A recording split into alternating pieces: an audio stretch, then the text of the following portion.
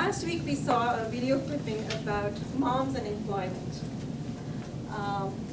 Some of the moms were choosing to stay at home. About 54% of those who did graduate school were choosing to stay at home to take care of their children. And this choice, however, is not available to all. There are many single-parent families who have to use daycare, and also those families that have that need to work to take care of their children, etc., because they are not able to have the standard of life that they would get if they only had one income. Now, one concern that was expressed by mom in the video clipping was daycare. Is daycare harming our children? Now, the latest study that has come about 2 to 3 weeks ago, the week of March 26, 2007, shows that daycare has a negative impact in terms of classroom behavior. The children are very disruptive. They are more likely to be involved in teasing others, bullying others. And so this is a controversial finding that this study has. On the other hand, the quality of daycare, high quality daycare, has a positive impact on the vocabulary scores of children. So today's topic of debate is the widespread use of daycare harming our children? And I call the yes side first. Is childcare harming your child? Yes.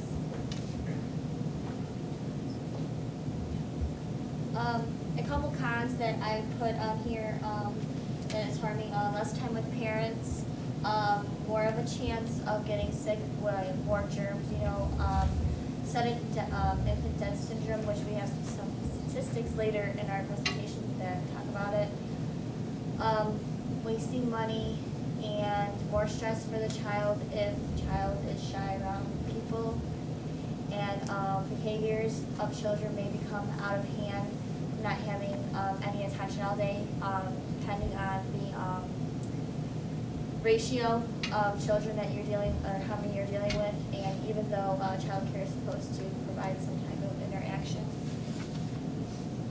And weakened child-mother bond.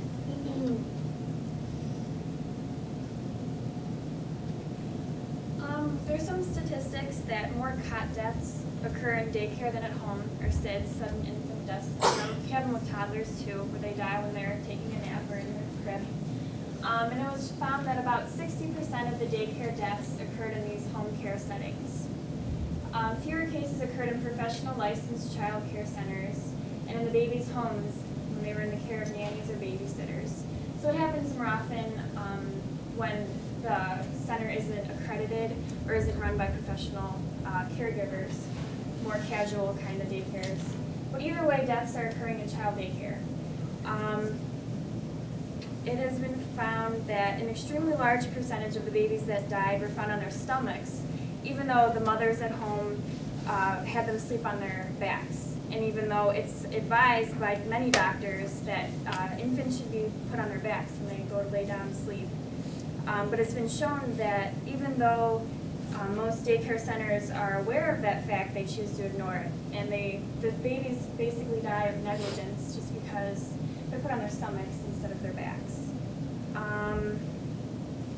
It's also been shown that about 20% of the cases in child care settings were 20% more happen at daycare centers than when the child is sleeping, taking a nap at home, if it was in the care of the mother.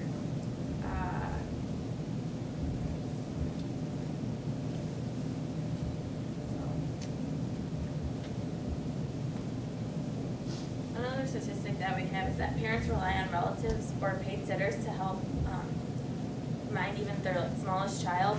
And with them, when the child is 1 year old, 50% of families use some non-parental arrangement.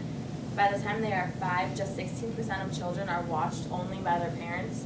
So if you think about all of the children that are being put into daycare, only 16% of them are actually being watched by their parents.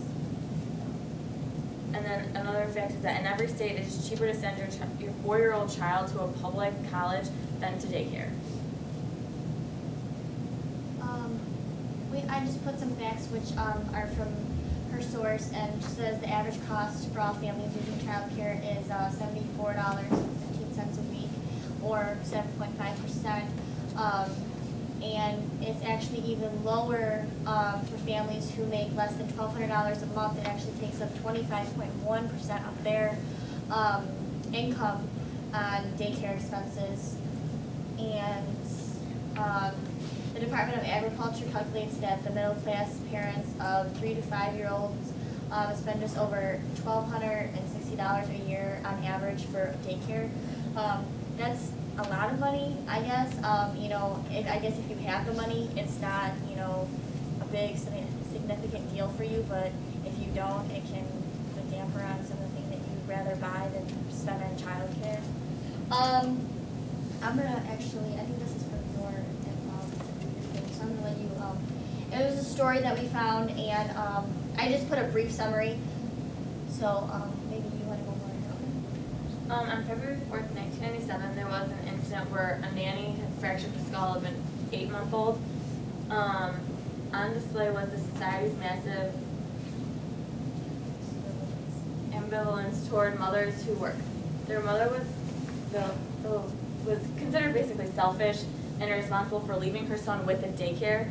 People, when in all actuality, like, was it the nanny's fault or was it the mother's fault for leaving the child alone? Yeah, it was just, we just found it interesting that, you know, it was the mothers, which it basically goes into the preview that we saw last week, and talk, you know, how one mother was a working mother and 2 mothers were only were stay-at-home moms. So it kind of just made, like, the one who worked didn't really see the difference. She was still having a good relationship with her daughter, and the 2 that didn't work felt that she was missing out on a lot more. And it was just, like, surprising that they were actually blaming the mother, and I actually would have thought that it would be in turn the other way around. Instead of blaming the mother, I thought they actually would have blamed the nanny. That was just my own opinion. Basically, it's like you have 2 parents that are working, and then they're putting their children through daycare. Is it worth putting your child through daycare because one of those incomes that you're making is being spent towards paying a nanny or the daycare that you're putting your children through?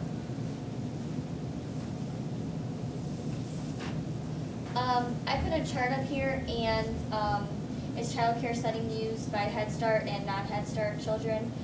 It was done in 2003, and basically the blue is all the children. I believe that the 3-year-old group and the 4-year-old group, the blue is the ones that are in child care, I believe, and the red is parent care, and the yellow is other care setting. And you can see that there's a significant difference in quite, you know, the 3-year-old group and the 4-year-old group and the Head Start and non-Head Start group. I just found it on the internet, and I just thought it was interesting on how many kids are actually in daycare, like, these days, and, you know, parents are going to work and, you know, spending their money on daycare. And then I have another one that was done in '99, and it basically just goes for fatal neglect, incident of injuries from neglect, and incident of neglect. And the top one is fatal neglect. There's 2,175 child deaths, which I'm sure has gone up from now because we're in 2007. So it's probably gone up or maybe a little bit down. And it explains on the side the medical neglect, physical neglect, and supervising neglect. And I just thought that was an interesting the way they set it up.